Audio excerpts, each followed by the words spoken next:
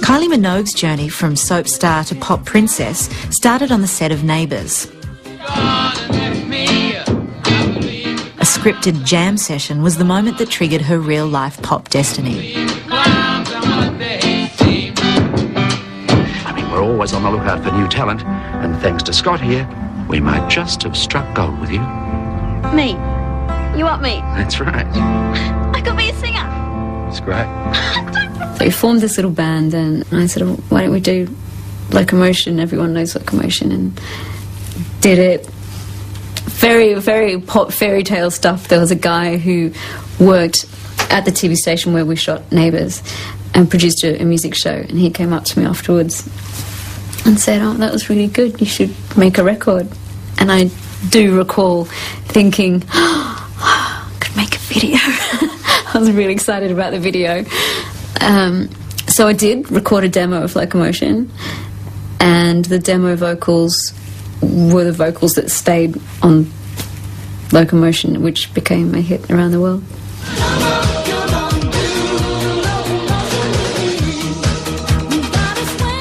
Kylie's demo landed on the desk of Mushroom Records' Amanda Pellman. Listening to Locomotion as a demo the first time, the first thing that struck me was how great the song was. That to bring back a song like that was just genius. It wasn't about writing some, 3 chords and the truth. It was a fantastic song, and she sang it brilliantly.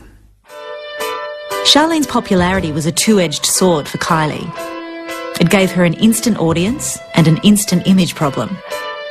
We'd go to the Triple M network here, or we'd go to, Eon FM, any of those stations, and they just didn't want to touch it because I guess they figured their advertising dollars were still in a male, 20-year-old market. It wasn't about girls and kids and fandom still. The pop industry is no place for the faint-hearted. Amanda Pellman wasn't fazed by the blokey attitude of FM radio. You make a pop song a hit record with guts and determination and being a bossy cow like I am.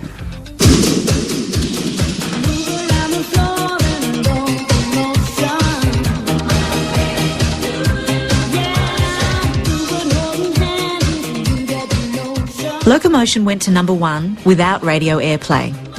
It was the biggest Australian single of 1987 and Mushroom Records' biggest ever selling single. Kylie enabled us to start selling records on an international level, and I mean, as great as it was living in Australia, a gold album in Australia is 35,000 copies. I mean, that's not going to pay a lot of bills. So when we started to sell millions of albums with Kylie, all of a sudden the pressure, which is something that used to get me down, and that was dealing with the bank manager every single week of my life, I can hopefully say I'll never have to do that again. And to those people out there that are still struggling with it, it can change real quick. Mushroom sent Kylie to London to record a follow-up song with legendary hitmakers Stock, Aitken and Waterman. Come on in, guys.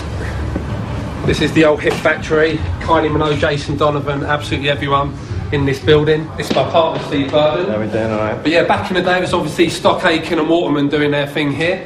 Now it's us. As you can see, we've got singers, bands in here. This possibly could have been one of the more passionate corners that Jason and Kylie used to frequent. But as I say, this all could be rumour.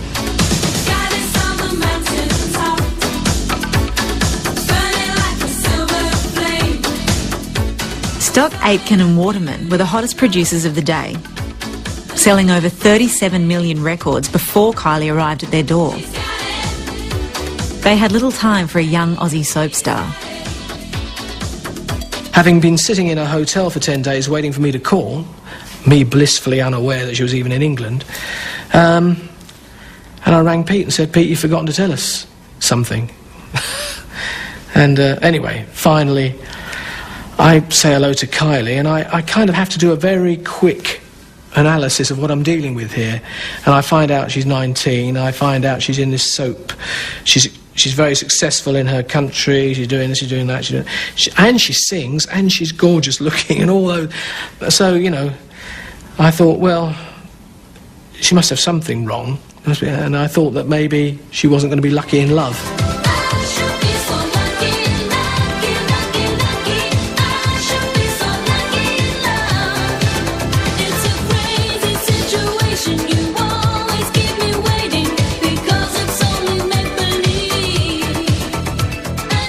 It took about 40 minutes to write and less to sing it because she's extremely quick.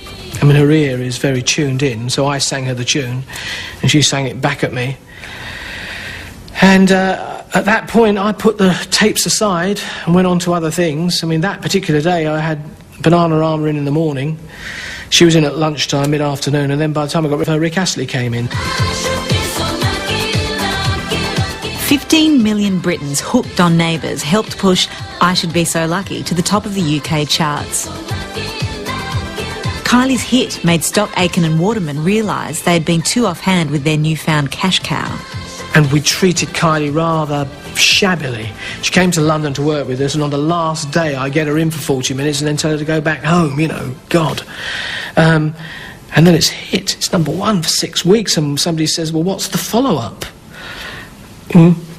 Sorry, I've had to go to Melbourne and crawl. I went to Kylie's home, apologised for the way we treated her. I told her it wasn't my fault, and would she please come in the studio again and record some more tracks, so we've got a follow-up. And of course, I mean, Kylie was reasonable about it, but I think quite logically she didn't think too much of us. The grovelling paid off. Got to Be Certain became Kylie's third hit in a row. Locomotion also made the US top 5. Kylie Fever had crossed the Atlantic. World domination seemed just another hit single away.